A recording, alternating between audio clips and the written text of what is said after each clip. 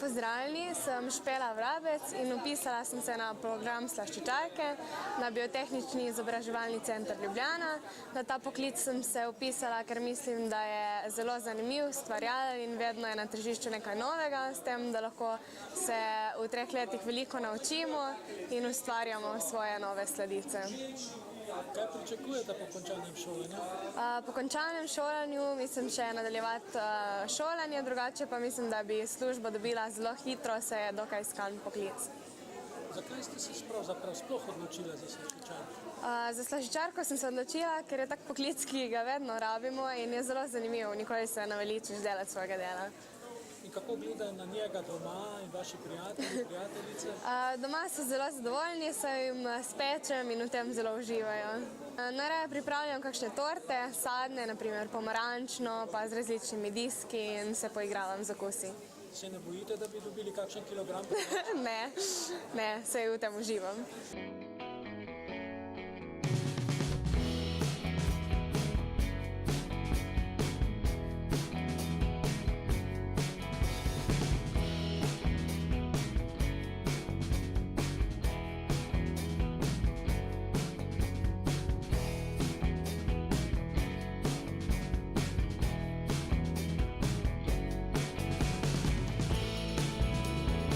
Lidija Jenko, učiteljica praktičnega pouka slaščičarstva na Zavodu Vic Ljubljana. Poučujem praktičen pouk, kar pomeni, da dijaki konkretno delajo v delavnicah, kar je za njih zelo dobro, ker se lahko sprostijo in je malo v bistvu drugačen ambient, kot pa sedeti v razredu. Samo izobraževanje traja 3 leta. Bom rekla, da je to šele en začetek njihov, ampak če želijo, če so motivirani oziroma da so njihovi interesi pozitivni, se lahko zelo veliko naučijo. Imamo tudi eno, bom rekla, dodano vrednost, da se dijaki v 2. in 3. letniku lahko udeležijo tudi mobilnosti, kar je seveda za dijaka, da gre z učiteljem v tujino, dobro, na samozavesti, veliko pridobijo in seveda ena taka izkušnja, ki jim, bom rekla, lahko pride prav celo življenje. Največkrat gremo v Francijo, Španijo oziroma na Finskem so tudi dijaki že bili.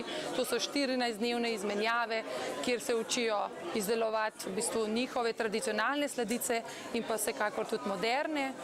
Tudi slovenske sladice so krasne, tradicionalne, tudi to se morajo naučiti in spoznati, kar je normalno.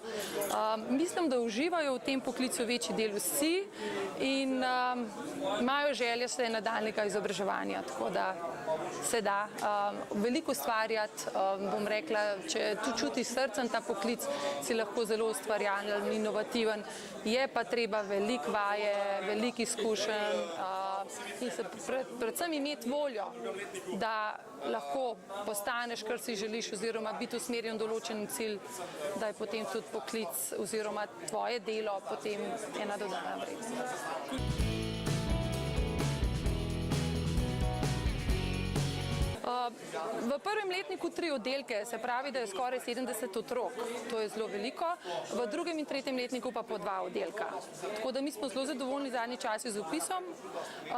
Letošnje leto bo tudi novost, deficitarna štipendija, to je za letošnje leto prvič, ki jo lahko pridobijo dijaki 1. letnikov, kar se mi zdi tudi ena dobra popotnica, glede na to, da včasih so bile kadrovske štipendije, smo imeli vsi zagotovljeno službo in tudi štipendija je bila, zdaj jo je težko pridobiti, vem pa, da bo to tudi pritegnilo otroke in v bistvu se mi zdi to pohvalno tudi strani države, da poskrbi tudi za naše dijake.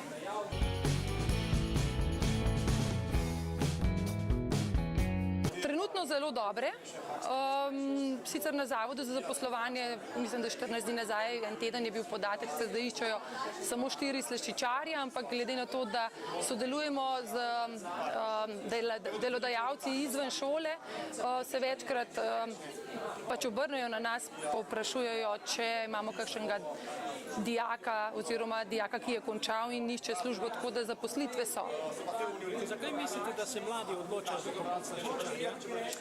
Se mi zdi, da je to poklic, ki ni uokvirjen, se pravi je moderno. V smislu za estetiko je ves čas prisotno in nismo tisti, da bi bil uokvirjeni. Vsem se mi zdi, da je to poklic ustvarjalen, inovativen.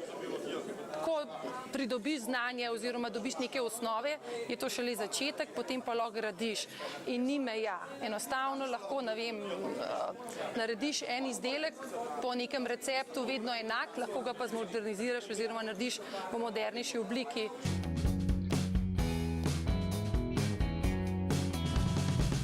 Se mi zdi, da glede na to, da slaščičarski poklic ali pa recepture v slaščičarni so predpisane. To ni tako kot kuhar, da bi malo za čim še dodal, ampak tukaj se moramo receptur držati. To je eno pravilo. Je pa res, da ko enkrat osvojiš tehnike, ti vedno ni treba poskusiti izdelek. Je pa priporočljivo vsekakor.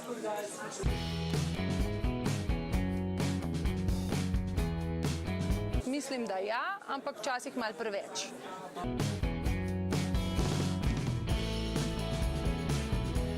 Prvo mi na misel pride prekmurska gibanica, potem mogoče kremna rezina, tudi potica, ampak prekmurska gibanica je ena tistih tradicionalnih najboljših sladic.